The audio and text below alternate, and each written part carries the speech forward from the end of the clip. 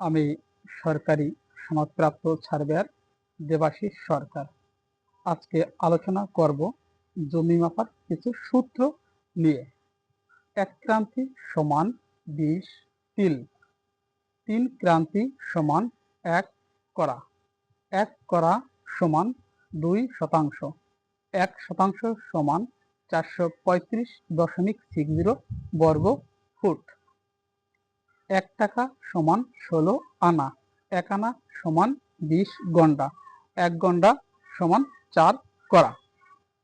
আরেকটা বিষয় আমরা আলোচনা করব বিষমবাহু ত্রিভুজ ও স্থূলকোণী ত্রিভুজ নিয়ে। বিষমবাহু ত্রিভুজ হচ্ছে যে ত্রিভুজের কোনো বাহুই সমান না, তাকে বিষমবাহু ত্রিভুজ বলে। স্থূলকোণী ত্রিভুজ যে ত্রিভুজের একটি কোণ 90 ডিগ্রি অপেক্ষা বড়, তাকে স্থূলকোণী ত্রিভুজ বলে। আমাদের অনেক জমি আছে ত্রিভুজ আকৃতির, তাই বিষমবাহু ত্রিভুজ আকৃতির জমিগুলো কিভাবে আমরা পরিমাপ করব? এর সূত্র হচ্ছে ক্ষেত্রফল সমান সমান √s into s minus a into s minus b into s minus c।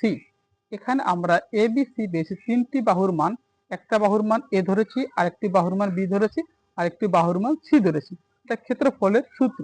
তাই জমি পরিমাপ করার জন্য অর্ধসীমা একটি মান বের করতে হবে। অর্ধসীমাকে আমরা এস ধরে প্রথম বাহু যোগ দ্বিতীয় বাহু যোগ তৃতীয় বাহু, এই 3টে বাহুকে ব্র্যাকেট দিয়ে আঁকিয়ে ভাগ দেব 2, তাহলে আমাদের অর্ধসীমার মান বেরিয়ে যাবে।